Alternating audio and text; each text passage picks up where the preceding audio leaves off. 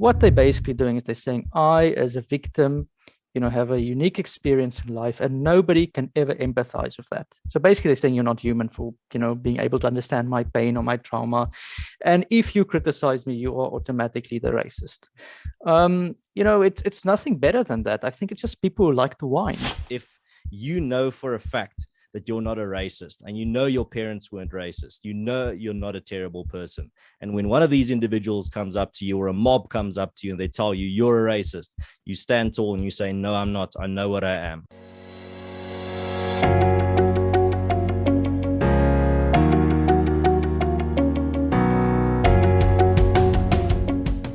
Hello, my name is Donald, and welcome to WorldView. At WorldView, we explore everyone's perspectives on all things that can broaden our worldview.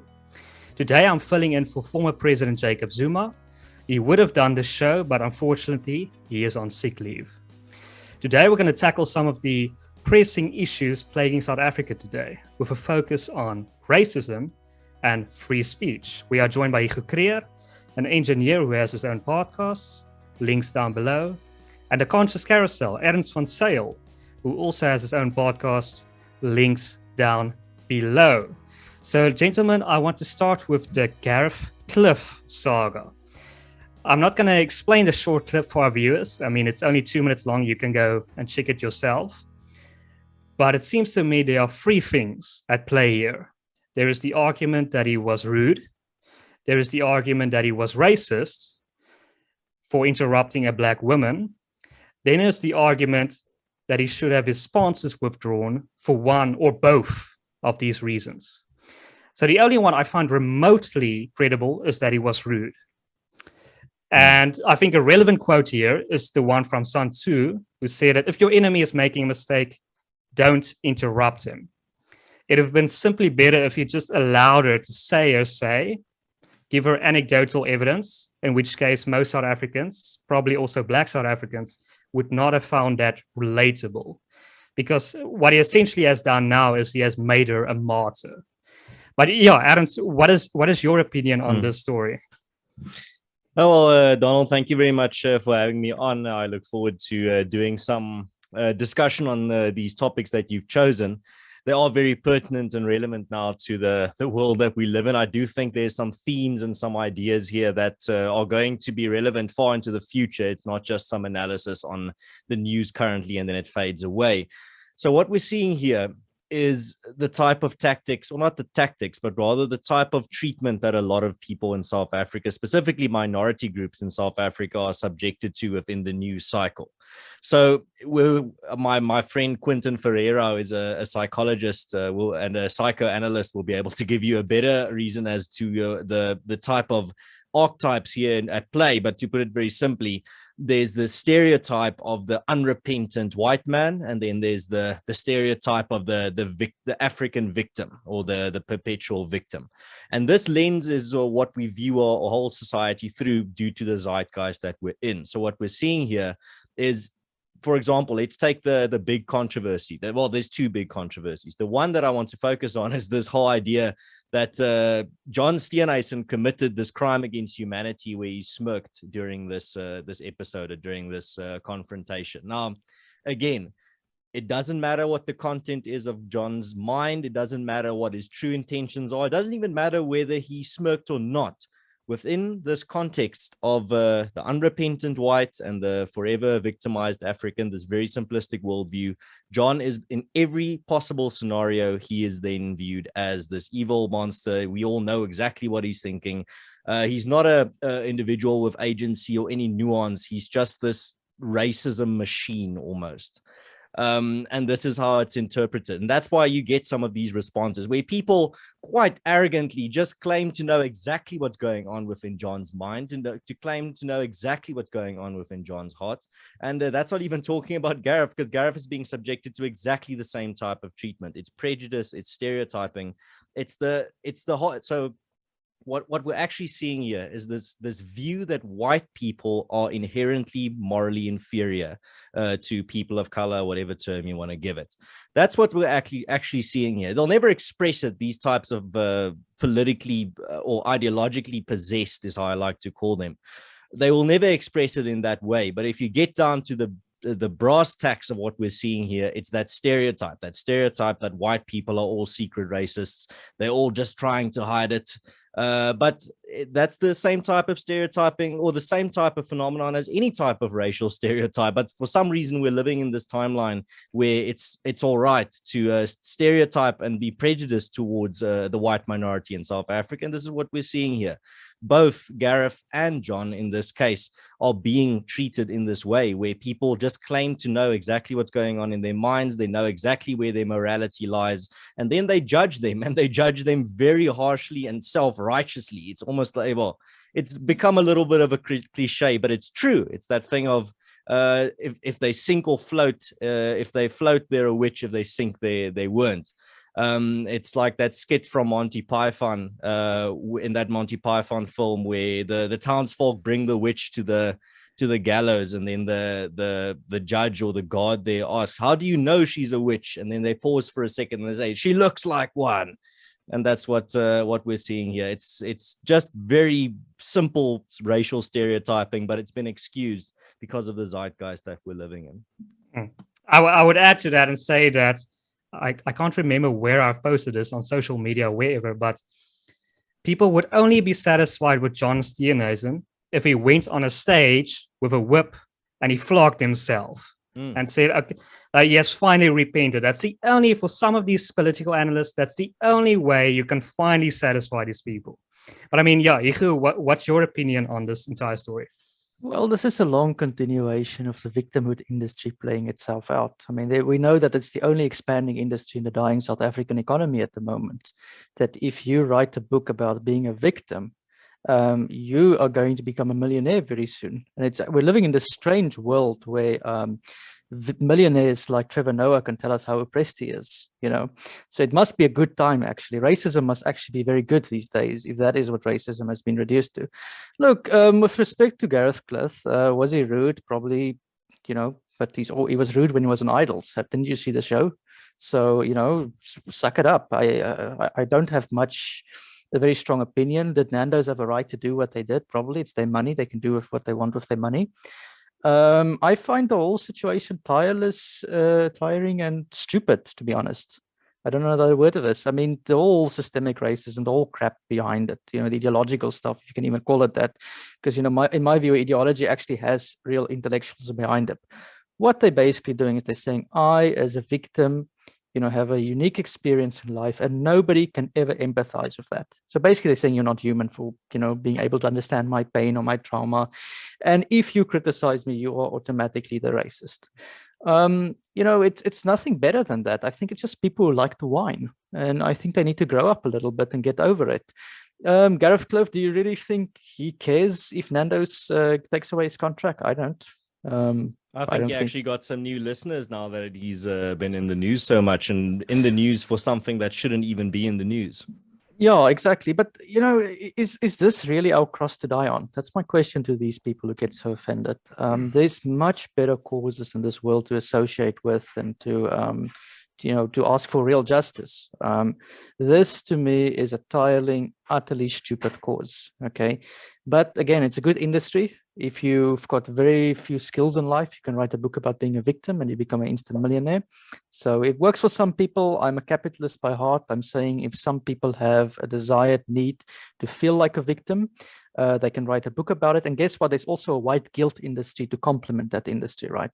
So the white guilt is like the masochist, and the black racist movement is the sadist. And a good masochist needs a good sadist. And this is where we're at. What I also found interesting is that to illustrate that for some people, this will never satisfy them, even if Nando's apologized. I think like Isabias McKaiser, I don't know, the radio talk show host, who's also always promoting. Is it McKaiser? Yeah, Isabias McKaiser is like the woke karate of South African media. He makes money out of talking nonsense. Look, what do we need to do about this? Just let me quickly say what he said in response to this entire Nando's situation is that Nando's withdraw the entire sponsorship for Gareth Cliff, and he said it didn't go far enough. Nando's should have pointedly said, what he did wrong, that he was a racist, a misogynist, and because they didn't do that, that's not good enough. So it illustrates you can never, for some of these people, you can never satisfy them. Yeah, it's a cult. It's a religious cult. Remember, you can never be a truly good Christian. You can never be a truly good wokeist, whatever you call it. This is religion we're dealing with. I think as soon as we see it as a religion, you will understand it better. My question is, who's Eusebius Mackenzie? I don't listen to his show. Nobody cares. Okay, it's a guy with an opinion. Good for him. Ernst? Well, I would add to it. I think the interesting thing that needs to be discussed, I completely agree with Hugo Kruger that it's not worth your time to use all your resources to just pretty much explain what pretty much anyone can see with common sense. But there is something here that's important, and that's the fact that some people that listen to this and some people that might be the victims of this type of bullying and this type of hate campaign against them. And the best thing, well, firstly, let's start off what's the worst thing you can do. If you know you're right, with your conscience and your heart and your morality and with your principles, you are right, you do not apologize. Apology, all that will happen, and you see it with the DA posters debacle as well. They apologized, and not a single person that attacked them for those posters accepted their apology. All those people just use that apology as a bigger club to now hit them over the head and say, well, your apology is proof of your guilt. You've just pretty much admitted that you are exactly what we called you. And that's exactly what will happen to you. If you're listening to this and you're ever the victim of this type of campaign or being attacked by the mob, and in your heart you're right, what you are, and those people are calling you something that you are not, do not buckle, do not break, do not apologize. It will only get worse. And I'm not saying this as I want to see more people be tough and strong. I just want people to get out of it on the other side, not worse off but better off. Just from a purely utilitarian point of view, you're not going to be better off if you apologize. From a principled point of view, your soul is going to be in a better state if you don't apologize, if you know you're right. And that's what we're seeing with this scenario. More credit to Gareth Cliff for not coming out and ripping his clothes and pouring ash on his head as they would want. Because you have to realize you're dealing, as Hugo pointed out, you're dealing with a cult or with a belief system here that doesn't believe in the concept of redemption. They don't believe in the concept of forgiveness. You have original sin. Your original sin is being born white or male or whatever identity they've allocated as their prime enemy number one. And nothing, or even if you're born Afrikaans and you speak Afrikaans, you're also born with original sin, and they are going to look at you with disgust. -2 brownie points, right? If you're white and Afrikaans, I mean, sorry, means it. Like, you're really going to suffer. You're already classified as being part of hell. So, I mean, their opinions should make it kind of irrelevant. Yeah. All it does is put you in the rank of Dante's Inferno, which level you're going to go to. But I mean, this thing is, I think it's stupid, really. It's a distraction. It's a distraction from real issues. If I was Gareth Cliff, I would just give them a middle finger. I don't think he cares, and go on with it. I think the great thing, at least about Christianity, is there is redemption. I mean, there's actually a path to salvation, whereas in the woke movement, it seems like there's no path to salvation. But to me, this also illustrates arrogance. I mean, the two of us or the three of us, I mean, there's three people, but we can, for example, we are against this because we think sometimes you just say something stupid, and you shouldn't necessarily be canceled for that. But these people obviously don't believe that. They believe there's no possibility of them ever being racist or being stupid or saying something that's stupid. That's why they're pursuing this agenda. So it also illustrates that these people are also very arrogant, that they are so eager to cancel people because they believe there's no possibility I can ever be guilty of this. Oh, it's also just the rampant narcissism. I mean, I'm no psychologist, but I know a narcissist when I see them. And it's this idea of my experience trumps anyone else's experience. And you have to listen to what I say. It's the same type of entitlement that you see with the whole kneeling thing. If someone is not following exactly as you want them to live, then I'm going to throw a tantrum. Then I'm going to be angry. Then I'm going to really shame you and attack you and say all the most horrible things about you. And that's what we're seeing. That's and like I said, I don't know any of these people personally, these types of people that make a living out of just race grifting and being in the grievances industry. But most of them strike me as narcissists, and most of them, from what I can speculate, are people that have went through their lives and gotten everything that they ever wanted. All the doors have always opened for them. They've always been, just because of who they are. They've never been rejected from a job because they're white. They've never been in a classroom where the university is supposed to be giving Afrikaans and English classes, and they're just saying, no, we're not going to waste our time with Afrikaans classes. You're going to have to study in your second language. Well, I They've never French, been in that. They've never been in that situation where their business is failing because of lockdowns, and now the government is telling them, oh, you're too white, we're not going to give you any pandemic relief. That's what the ANC did during lockdown.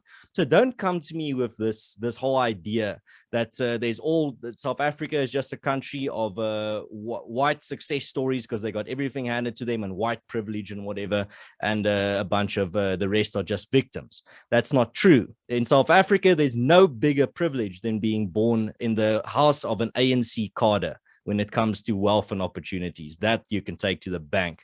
And look at some of these people. Look at I can't even. So they're irrelevant to me, but you see these people writing books on this grievance industry, and they're all children of politicians or rich. They have rich parents, and they got all these opportunities handed to them.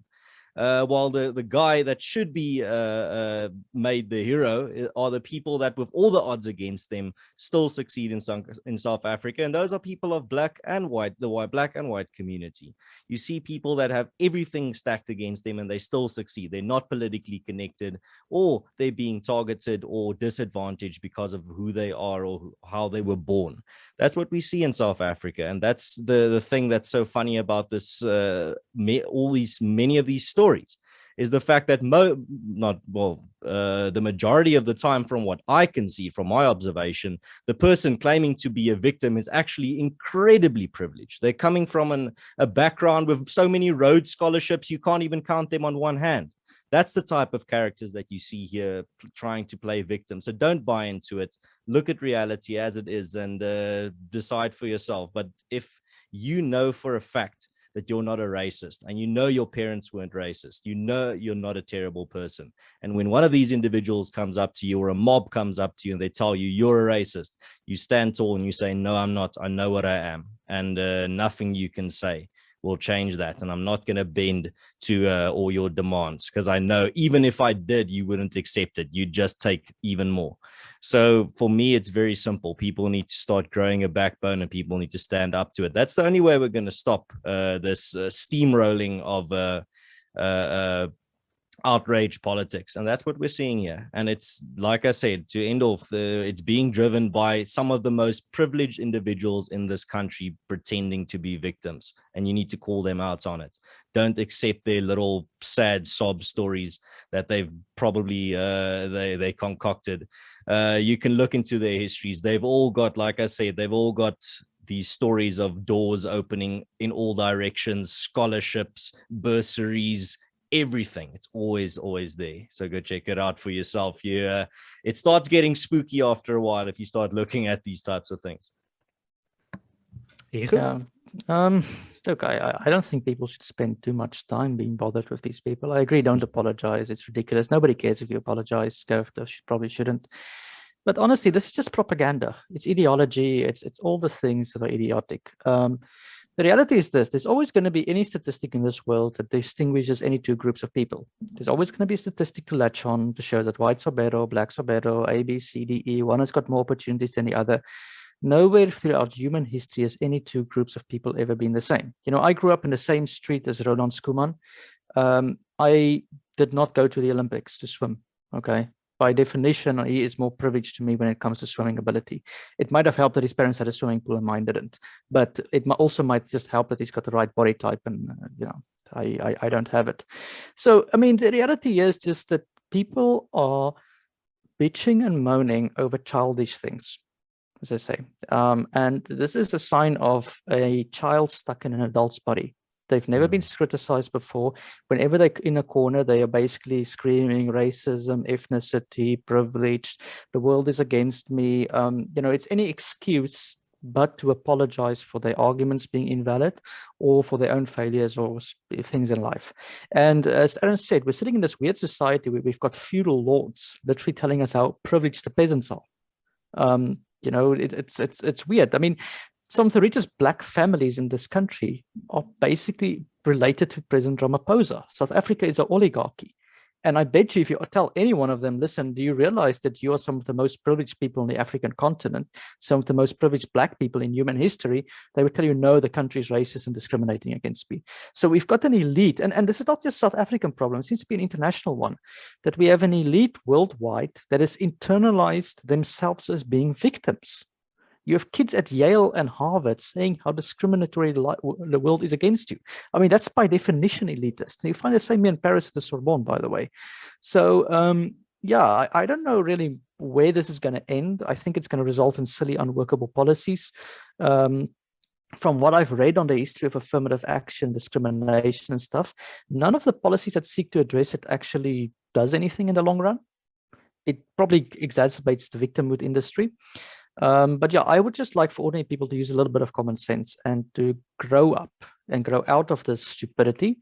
And we can then come to, having proper democratic discourse. What is the best policy for energy, for water, for, things that are actually important to growing the economy, as opposed to whatever theology Eusebius Makeza is currently involved in. Social media is not representative of most people, especially Twitter. But yes. I think one person that's almost like a genius on this is Dr. Stephen Davis. He's a libertarian from the UK. And he has said one of the reasons you're seeing woke politics today is an overproduction of degrees, especially in the humanities area. Because now I can tell you that's true as someone with a humanities degree. Well, what you're now seeing is all these people have these degrees, but they're struggling to find work in certain areas, and they're basically using the woke movement to eliminate the competition. They're creating industries for themselves. It's actually entrepreneurs. In a way, you should take your hat off for them. It's genius. But somewhere along the line, the law of supply and demand went missing. We thought that we're going to push kids to university like a factory, and then we realized that engineering mathematics is, these cognitive abilities that block some people. So what do you do with everyone else? Well, you can only dumb down the humanities. So the humanities, when my grandparents did it in the 1930s and 40s and 50s, was probably more challenging because they actually had to know Greek and Latin, which is very difficult. Today, you can get in there with a C- in English, and you don't even need to do Afrikaans or any of the other languages for that matter. And you can do a degree in victimology. Okay, so if a good indication if a study is a victimology is if it has the word studies attached to it, that's usually a degree to avoid. I saw the University of Stellenbosch, by the way, has opened a department of climate studies. Studies. That's at Stellenbosch, Ernst's alma mater. I'm very sorry to hear that. That is the death of a university. As soon as a degree goes from anything to studies attached to it, that is a dead field of inquiry. It means that they actually tell you stop thinking for yourself. That's what you get. So you have a factory for 3 years telling kids you're a victim, and if you dare to question it, you're crazy. And that is the product that we're sending out into society. The solution to this is the solution to most things, I think, is it's the economy stupid. I think as soon as people have jobs and real problems and families and real responsibilities, they don't have time for this nonsense anymore. And then all of that will go away. So it's actually a good argument to say, if we want to deal with victimology, we can actually just grow the economy. Well, and, something else that to go for it, Donald. Just quickly, I want just to add to that, and I'll go with you, Ernst. But I don't know if you guys know Eric Weinstein. He was pushed out of Evergreen because he didn't want to attend. Well, he did attend the only black event at the university, and he was pushed out of the university. But he said that in a recent interview with Joe Rogan, he has said that to illustrate how the faculties, especially humanities and psychology, has fallen. There's a recent guy who pursued a doctor's degree, and he did it for a joke. He wrote a thesis on how, I guess this is a bit crass, but how the penis is a social construct responsible for climate change. and it went through all the loopholes. Men are responsible for all the problems in the world. Don't you get it, Donald? But I mean, it went through all it. I mean, you almost got a doctor's degree, and the only think the guy that wrote that was James Lindsay. Yeah, well, that it could have been, but I mean, and I mean, for the study, he did a ridiculous amount of research. Like, I mean, he studied like 10,000 dog penises. I mean, apparently, I mean, it's a joke, but I mean, apparently, he studied 10,000 penises of a dog to show, okay, the penis is responsible for climate change. It just illustrates how the problem in many of these faculties. But yeah, the only reason why this didn't go through is because of a journalist from Wall Street Journal found this, and obviously someone with half a brain knows this can't be true. And yeah, concurrently, the thesis, he was not granted his doctor's degree. But Ernst, yeah, sorry, what did you want to say? No, it's I actually want to add to something that Hugo said about they create, or they're entrepreneurs. So there was always this cliche of people when they see these types of social justice types saying, oh, but they're going to get into the real world and then they're not going to be able to get a job. That's absolutely not true. They're getting jobs left, right, and center. They are actually very successful in real life because of the principle of creating demand. So all they do is you create this controversy around a company.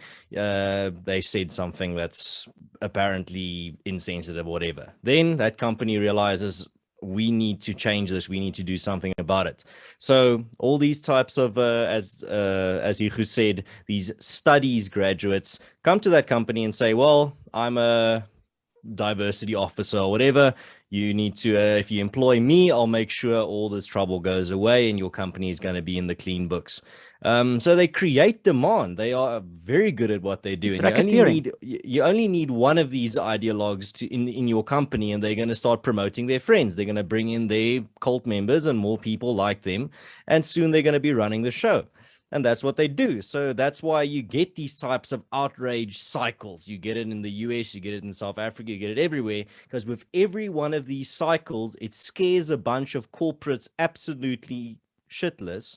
And then they appoint a lot of these types of study graduates that are going to make the problem go away. It's just extortion at the end of the day. Well, I mean, the problem is this. So Jonathan Haidt, the psychologist, actually explained it quite well. Since 2010, the world has gone just crazier in cults. There's cults everywhere. And one reason is Facebook added the like button. That was one of the most significant things that happened in the last 10 years. And unfortunately, it's a sad thing that happened because it means we're all in our own echo chambers now. We don't hear the opposite views.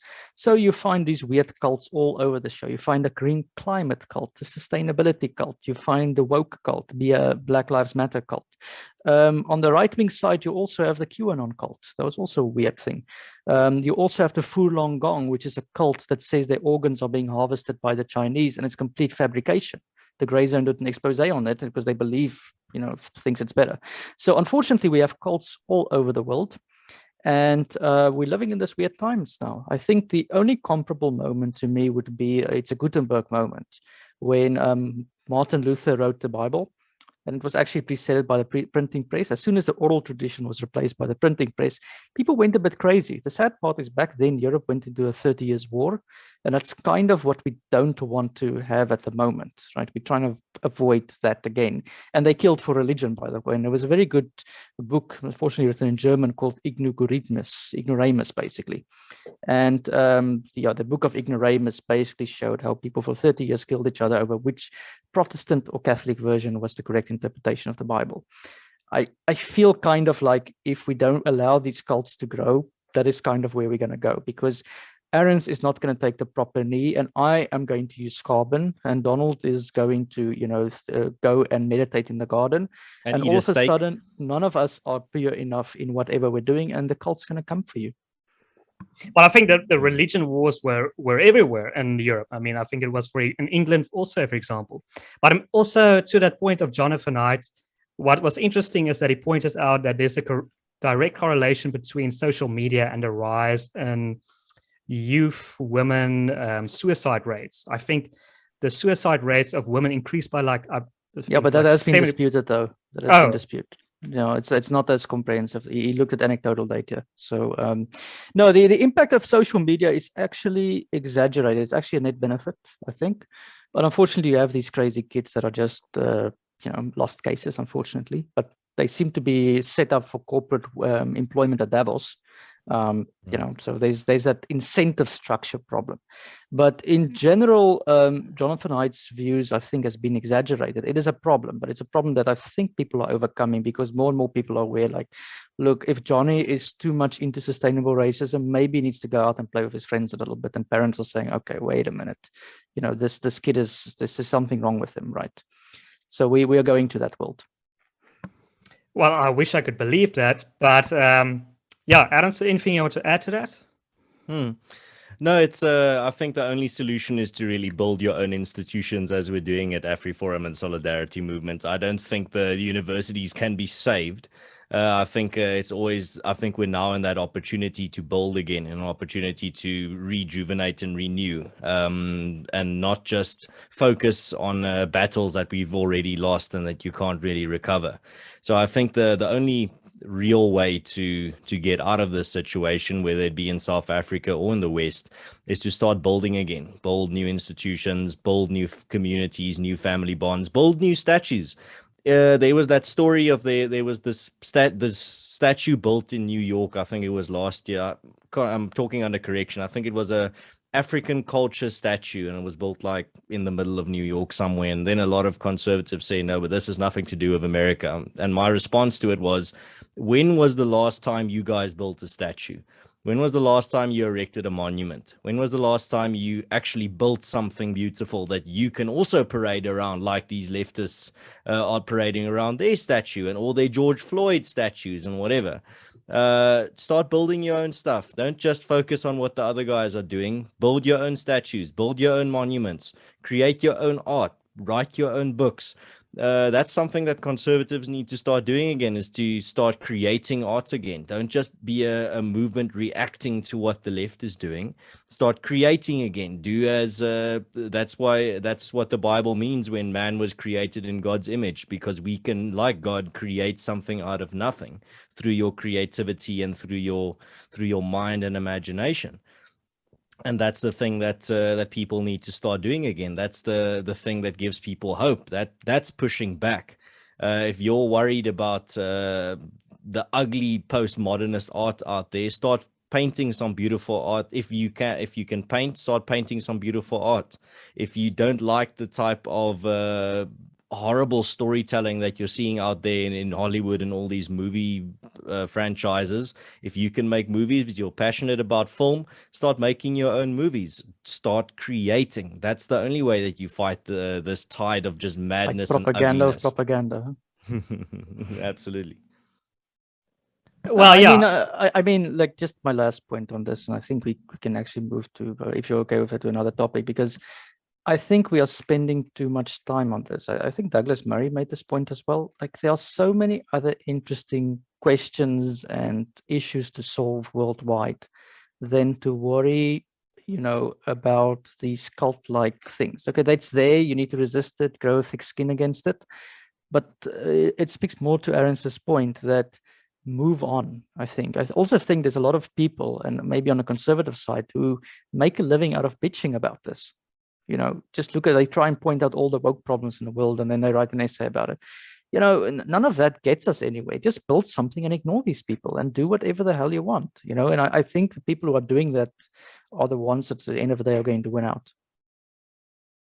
Yeah, I would agree with that. There's definitely a sort of a reactionary side to the Republicans, especially in America, that they don't really propose solutions. They're only saying this is bad. But okay, so Hugo, what should we be talking about? What is really some of the main problems in the world today? A big issue on my mind is the energy crisis. I think it is the issue. But it is that it's against the climate cult who wants us to have impractical solutions, and it is sending people into fuel poverty. Gas prices are through the roof, for example. So how do we address this thing? And my solution is we should ignore the people that are being extremist about climate change as well. And we should try and get what was called dispatchable energy down, cheap electricity to the home, because that creates prosperity. right? That is one issue that I think is important. Another issue for South Africa that's very important and on my mind at a time is the water crisis, particularly because I studied with Syrian refugees when I was here in Paris, and they would tell you that war. Okay, first of all, the evidence was fabricated by the MI6, but one reason why that war started was because of a water crisis in the countryside. People ran to cities, there was no water. Before you know it, they started shooting each other. You can see that when I traveled through Iran, there's some rivers running dry. So my question is, if we want to avoid the issues of the Middle East, we need to start desalinating seawater. We need to start realizing that South Africa has ran out of water 10 years ago already. And we're only kicking the can down the drain because our capacity is reducing year by year. That is one example. So I think issues that are practical to longevity, to sustaining a high quality of life is important. The free market economy, property rights, all of these things, and not get trapped into the bitching and moaning about irrelevant issues. Ernst, are those also problems of poverty and socialism? No, there's certainly a very strong point to be made there from Hugo's side, where there are more important things to focus on. I would say another thing that's important that needs to be focused on is just building stronger communities and making sure that people are where they are living now in an increasingly atomized world are able to cope with it, as there might be more chaos around them, as we saw, for example, with the looting and rioting in South Africa earlier this year. The only thing that's going to protect you are the people around you. You can't really fend off a mob with pepper spray and while you're alone as well. But there's 100 guys with their legal firearms there. That's a completely different picture. And that's what we saw during the riots. When the shit really hits the fan, when things really start getting tough, people start banding together and they defend their property and they defend their lives and their families. And that's what people need to start doing. You need to start getting these things in place, these networks. You need to know the name of your neighbor. If you're in trouble, who are you going to call in your street? Who's going to be within driving distance? If you're living in Pretoria, you're going to call your dad that lives in Cape Town. I don't think that's going to work. You're going to call your best mate that lives in Australia, or you're going to call the guy that's 2 houses down in the street if there's trouble. That's what you need to start doing. Start becoming part of safety structures. Join a neighbor. If there's a crime problem in your community, join a neighborhood watch. You don't have to join a neighborhood watch if you're living in some security estate, but it would still be good if you were to just maybe go join a neighborhood watch for one night so you can see what they're doing and to get some perspective on that. But if you're living in a community where your security is something that you worry about, set up a neighborhood watch or or join one that already exists. And you can start small. Don't try to save the world. That's the other thing that's driving people insane and psychotic, is that people believe that they can change the world. I was taught in school that I need to grow up to change the world, and it doesn't work. You can't change the world. You're going to just run into a wall and you're going to be depressed and nothing's going to make sense to you. Start small. Think on what can you do. Are you worried about the moral decay that you see around you in your country or even the world? Don't try to morally then save the country or the world. Just make sure that good values and good principles are practiced in your household and in your friend group and in your community. Then that will start multiplying. Are you worried about all the rubbish and all the pollution and everything around you? And I'm not talking about in the climate cult sense. I'm an old school environmentalist. I care about cleaning rivers and planting trees and living in a beautiful, clean environment. I think that's much more impactful and makes a much bigger difference. If you're worried about that, if you're worried about how dirty things are around your community or even in your street, make sure there's no rubbish lying outside on your porch or in your garden. Make sure there's no rubbish lying in your street. That does not take a lot of time or energy. If you encounter a piece of rubbish, pick it up, throw it in the trash. I think you have a moral duty to live in a beautiful area and in a beautiful place. And if it's not beautiful, you can go a long way towards creating more order and making it more beautiful. And if you're worried about safety and you're worried about security, join a neighborhood watch. AfriForum has over 150 neighborhood watches all across the country. Go check out our website if there's one near you. And the next step would be also to get your legal firearm license and then to get your legal firearm. I'm currently in that process. It's a very long process, but I've done the hard stuff already. So now it's just a waiting game. And what can you shoot with that license? Can you Excuse a me? pistol? What can you shoot with that license? A pistol, rifle? I haven't got my license yet, but I've got my competency now for 4 types of firearms. And those would be? It's probably like just the max of a rifle. It's a handgun, a shotgun, a rifle, and a semi-automatic. Yeah, interesting. But Hugo, it seems to me that every country really has its own problems. I mean, it might be the water problem or a climate change problem for some people in Syria, but South Africa, it seems to me the main problem here is safety and security, especially with the recent riots. In the Middle East, it's also safety and security. I mean, I think it's probably a bit worse than South Africa, depending, because that's actual warfare. But yeah, I mean, yes, every country has its own issues. Everyone has got its own issues. And I think individuals are the best to judge what are the issues in their world. And, it helps to connect. That being said, I don't really know my neighbors because I stay in apartments and we tend to not know each other that well. But I've got a friend group here in France where I stay. But doesn't AfriForum have a watch there? Well, no, not over here. Oh, okay. It's the firearm ownership in Europe is also not really encouraged, especially in Western Europe. But it doesn't stop people from smuggling in AK-47s across the Sahel. So those things still happen here. But no, I mean, those are relevant issues. I tend to actually be quite an optimist. By the way, I don't think global institutions are going to solve any of these issues. I think that's just a fantasy.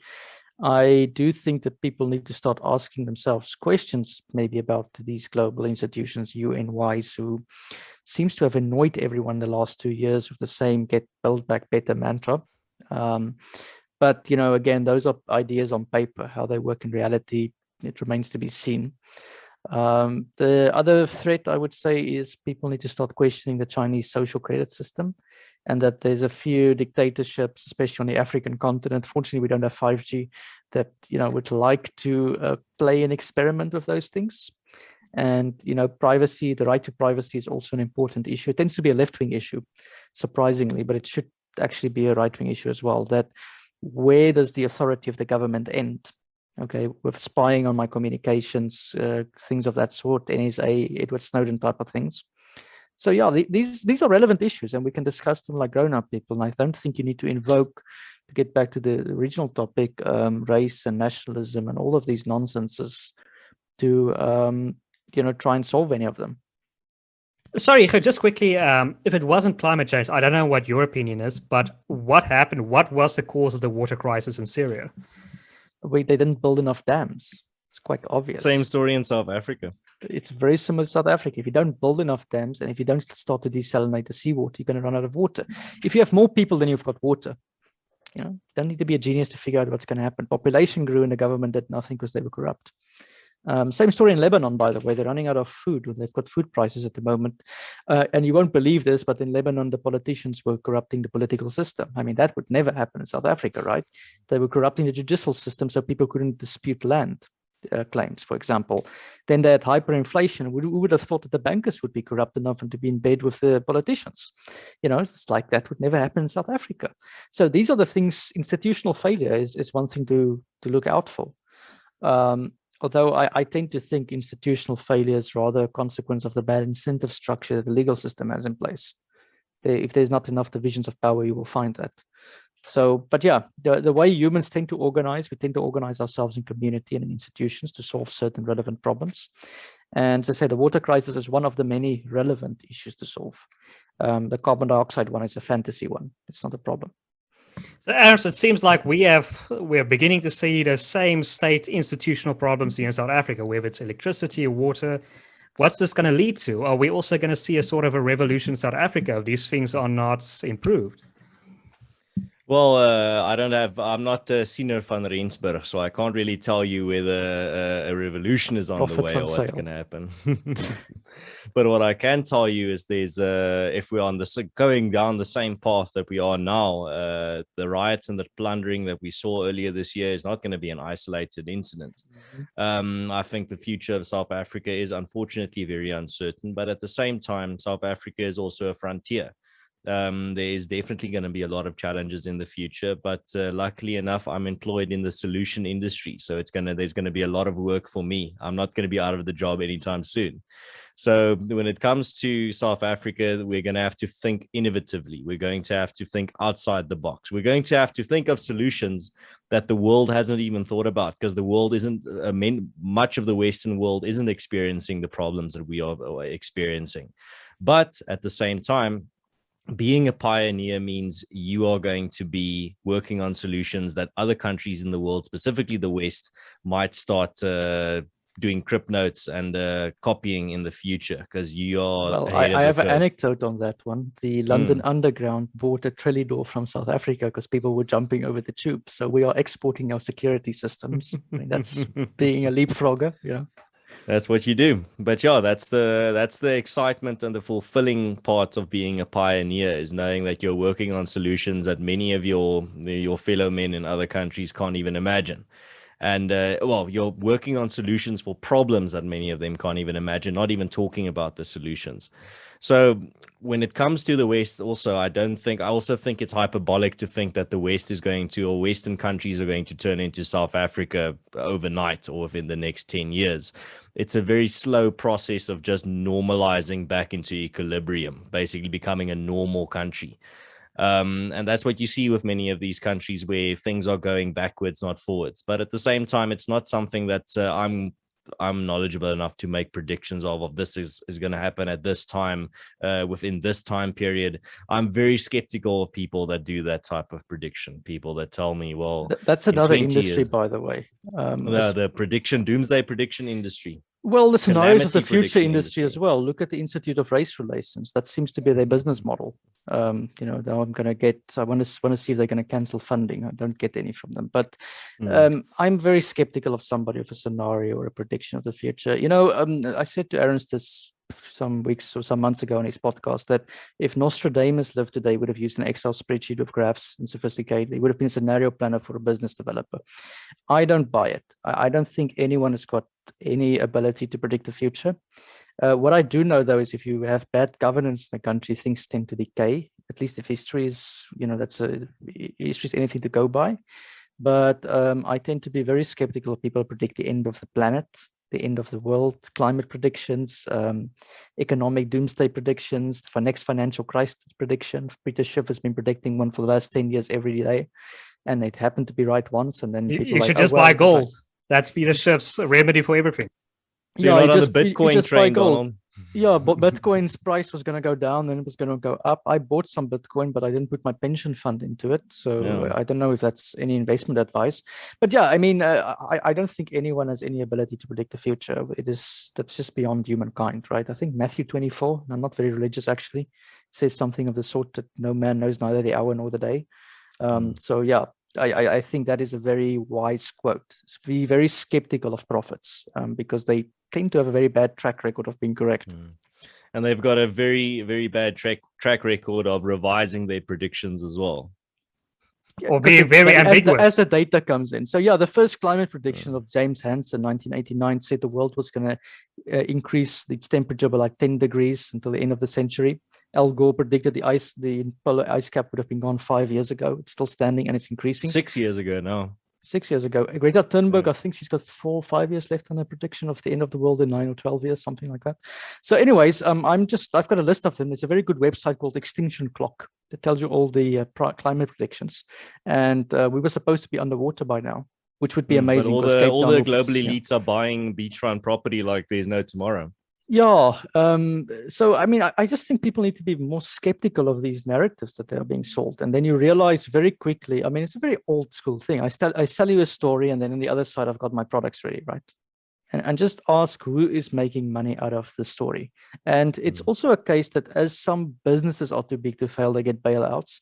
Some stories are also too big to fail. COVID-19 was one of those stories. It was clear from the first or second month that this thing was complete nonsense. And yet people are still sticking to the narrative because they've invested so much emotional time and money. It's now a sunk cost. It's now a sunk cost. Now it has to get bailed out. And we're seeing it, right? So yeah, too big to fail stories. Racism is one of them probably. It's a supply and demand problem. The amount of racists in South Africa has decreased exponentially, but the amount of need for racism has increased exponentially. And now you've got this point where there's no longer equilibrium. Now we're trying to find racism everywhere where there isn't any. So Now everything you're that trying looks to black find and white is, racism in a smirk. yeah, a zebra is now racist, right? It's a systemically racist one because the black spots on top or below the white spots or something of the sort, with the black stripes. But how do you know? He can be racist. That, Yeah, perhaps exactly. he doesn't chess mean is you're definitely racist because the white pieces move first. Yeah. Yes, chess. I remember when I played the South African, when we played chess championships when I was a child, there was one stage where people seriously considered changing the black pieces to make them blue because white gets to move first. You know, that's a very racist game to teach your kids chess, for example. You know, so you've got stupidities like this all over the place. But yeah, anyway, the point is some stories are too big to fail. Some prophecies are too big to fail. Be skeptical and realize that governments work by fear, right? People control you when they can scare you. So the less scared you are, the more you realize this is a repeating pattern, the more resilient you will become to this nonsense. And I said, then you can actually organize, solve your own problems. And if everyone tries to solve his own problems on a community, individual level, I think society's problem will be much easier to solve. Yeah. Yeah, I have a lot of questions, especially on climate change. My question is always, what is the worst case scenario? I mean, well, so if you look at the UN's predictions, they've got what they call the RCP numbers, representative. I can't remember the CB, climate something. Anyway, climate protection probably, or something of the sort. So they've got the 8.5 model, and that is the one that predicts that methane will be released from the Arctic, and by the year 2100, we're all going to be toast. That is the one that all the politicians are quoting when they say nobody can deny it's a climate prediction. Well, that's one assumes that we burn more coal than there are coal reserves in the world. Okay. Coal has actually been declining. So that is just not possible. So if you remove the doomsday prediction from climate change, it says at the end of the century, at worst, it'll be 3 to 4 degrees warmer. Now, if I do this, that's 2 degrees. It's not going to, the difference in the Karoo from the morning to the afternoon is something 30 to 40 degrees. And if you look at all the climate ways they derive the data, it actually means we're going to have less cold and the heat stays the same. Okay. Because it makes sense. If you put the heat flux, it's going to eat the cold out first, right? So you find that actually also they predict that agricultural yield will increase. Nobody's talking about the benefit of it because CO2 is good for plants, for example. So you can go on with these things and then just realize this is all just prophecy. It's a doomsday story so people can monetize nature and make money out of wind farms and schemes like this thing.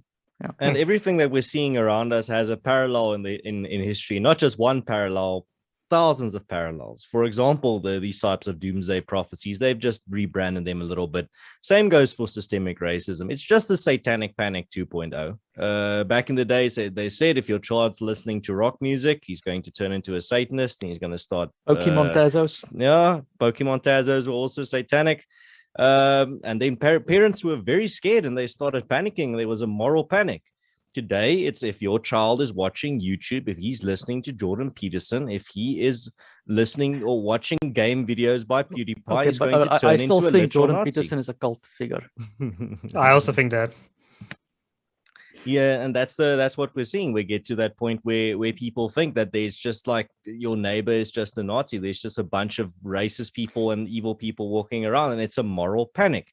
So when they see just a little bit of a hint of something that might appear like it falls into this category, then they immediately come to the conclusion that this person is a secret witch, and therefore we need to throw her into the river to see if she floats or sinks. You're a heretic, right? And the new modern word for a heretic, well, there's a few of them. Racist is one in South Africa. If you say BE is corruption, it's you're a racist. If you say that there is corruption in the way the WHO organizes with the pharmaceutical companies to push this ridiculous injections, you're a conspiracy theorist. If you say climate change is complete nonsense, you're a denialist. Okay. And this, I guess we can segue into the free speech issue that you wanted us to talk about as well. This is the problem with free speech, not being, or when you start censoring people, is that eventually you're going to start labeling them and you're going to end up with one dogmatic viewpoint that becomes state ideology. And I think climate change is one of them. I also think denialists as an association with Holocaust deniers. That's one of the reasons why they used it. But I think Ernst wanted to finish his point. Oh yeah, no, just very briefly. So you got all these types of parallels in the past, and you see the exact thing happen today. Where if you just look at these moral panics and these mass hysterias of the past, you'll see so many parallels that you can't unsee it later. So you just have to go look at one of them. Just go look at the satanic panic, or go look at some of these earlier climate predictions where people were saying the There's a world was very going to good freeze. book that is called The History of Popular Delusions and the Madness of Crowds by Madison McKay. And we had the famous saying, men, it is seen, go mad in herds and recover their senses one by one. Something, I'm paraphrasing him now. But we are a tribal animal. So we scare them in groups, and then one guy's like, wait a minute, this thing doesn't add up. And unfortunately, it takes more time to debunk scare stories than to spread them. So this is a thing that we didn't evolve very well against threat scoring. But on denialism, it's sort of like conspiracy theorists. So the word conspiracy theorist became popular after the Warren Commission by the CIA, or where the CIA sent a memo around to all the news agencies in America, because the Americans knew instinctively that, listen, the way Kennedy died was not well reflected in the findings of the Warren Commission. It was set up to failure type of thing. Sort of like the Zondo Commission. It doesn't, you realize that there's a BS story behind it, but you cannot add up, exactly what's happening unless you spend time to dig into it. With regards to denialists, it's true that it's associated with Holocaust denialism, and I assure that's not one that I try and associate myself with. But if you actually look at the history of the usage of denialists, it started in the year 2000, and that is because the Earth stopped warming. Okay, the lower troposphere hasn't warmed much since 1998. And then all the people who said, wait a minute, this climate stuff or the global warming stuff doesn't add up, they were started to be calling them global warming denialists, but that didn't work. So CNN rebranded global warming as climate change. And if you dare to question climate change, something you cannot prove or disprove, you're a denialist. The climate is changing. It's always changing. I mean, it's a vague, vacuous statement. And that's how the word denialist became popular. Yeah, so I mean, there was similar. a time when you were able to grow grapes in England and make wine. Yeah, that was the medieval warm period, was a time of human prosperity. And we might even be getting close to those temperatures again. So yeah, it'd be amazing if there's grapes in Scotland again. I think it'll be a wonderful place to go to. The UK might actually be an immigration destination then. Yeah, but I mean, Ernst, guys, I think we're running out of time. This has been a very fascinating conversation. Ernst, anything last words that you have, or where can we find you? Where can you find your podcast? Anything you want to say? Yeah, well, I've just got some brief final words, and that is, in a world as chaotic and sometimes as confusing and even scary as the one that we live in, or even a country as chaotic and scary as the one we live in here in South Africa, the only thing that will really be a solid thing to stand on will be your principles and your community and the people around you. So don't take it on alone. Make sure you have friends. Make sure you have loyal friends. Make sure you're on good terms with your family where possible, and make sure you have friends that will have your back. Make sure that you stick by your principles. So when you get challenged on them and you know you're right, there's that old saying of, it's better to fight against the entire world than to fight against your own conscience. So I think as long as you know your principles are sound, as long as you know that you are in the right in a situation, don't back down, don't apologize, don't give these demonically possessed and ideologically possessed people what they want. Don't grovel before them, because they're just gonna spit on you again. You're not gonna be redeemed. They're not gonna forgive you. So the best thing you can do is determine what is right, determine what are your core values and stick by them. And that's what people need to start doing. And that's why with this whole poster debacle of the DA, them taking down the posters was an infinitely stronger message than them putting up the posters, because they were pretty much saying, if enough people are angry at us, if enough people are screaming in our face, we will back down on any type of principle. Because if you can't stand up for a poster, you're not going to stand up against EWC. And that's why it made such an impact, and why so many people were angry, because they took it down. And that's why my advice to people is, the best thing you can do today is to stick by your principles. Don't fight against your conscience. Fight against the entire rest of the world. And at least all the hardship that you're going through is an opportunity to be righteous and to live a righteous and a principled life, and a life that you can be proud of, and a life that you can actually feel fulfilled in and not feel like a pathetic little worm. So when it comes to where people can find me, they can find me on my YouTube channel, Conscious Caracal. I do apologize for how hard it is to spell. I wasn't planning on making more than one video. And you can also follow me on Twitter, also Conscious Caracal. And if you also want to support what I do, don't give me money, become a member of AfriForum. If you live in South Africa and you're not a member yet, become a member. That's how you can support a cause that is bigger than yourself. And rather than giving me money, I want you to, if you want to help, rather support a cause like that. Or if you're living abroad, you can become a friend of AfriForum, and you can just Google a Friends of AfriForum and you can become a supporter as well. So that's pretty much where you can find me. And if you like these types of topics that we discussed, I'm a bit more focused on, like Hugo also said earlier, on issues that I think are important. So you'll be able to find them on my channel. I talk about maybe some topics that even some of the listeners here might not agree with, but go check it out and you be the judge. Perhaps I'm being stupid. You're saying Conscious Caracal, not Conscious Carousel. No, Caracal. What's the difference? It's a rooikat. Well, okay. So the English word for a rooikat is a caracal. That's Rooikat is interesting. an English word. Who the hell knows caracal? That's interesting. Okay, yeah, well, I'll just also add to that. I mean, you can never please the SABC. I mean, if you just watch that interview they did with John Steenhuisen, I think for some reason they had to have like 4 journalists interviewing him, all trying to interrupt him. I mean, why can't you just have one person? But yeah, Hugo, last words, how can people find you? So I've got a podcast in my name, Hugo Kruger, on Odyssey at the moment. That's my main home. I've got still a YouTube podcast, but I've had strikes against my name for daring to question official state ideology. So I don't know how long that's going to last. Yeah, I tend to cover issues that are a little bit less political, although I had Ernst on to talk about land expropriation once. But generally, I talk about scientism issues. So it's when science becomes a dogmatic belief, and climate change is one of them. HIV and AIDS is one of them. So yeah, I guess I'm a AIDS denialist, a climate change denialist, a germ theory denialist, I don't know what else denialist, everything except Holocaust denialism you will find on my channel. 9/11 skeptic, I suppose, is one of them, truther, things of that sort. So I've got all those issues on my channel, and if people are interested in those views, they can listen to them. I guarantee you they will be offended, and that's the point of it. And if you don't like being offended, don't subscribe to my channel. I would like if you can send me money, Bitcoin, please. My account is there. That'll be very good. Or subscribe to AfriForum. They can send me Bitcoin. I'm not a member though. Yeah, I'll say that. And then, yeah, Donald, it's been fun. Thank you for having us. Pleasure. One last question, Hugo. Was the planes that flew into the towers, were they controlled or were they manned? So here's a very good book that I'm reading at the moment. It's called Unmasked by David Ray Griffin on the 9/11. It shows all the holes in the official narrative. I believe the attacks were instigated. Okay. And I do believe that okay, let me put it this way. The US Army ran war games on the very day of 9/11, predicting a plane is going to run into the building.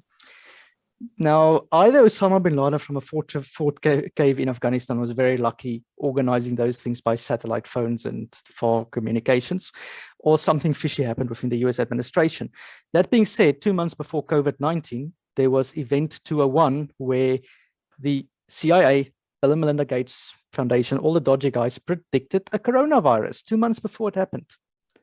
Now, either they are very good at prediction and prophecy, and maybe Ernst and I should talk to them about their models of the future, or they are selling us a BS story and the whole thing is bloody planned.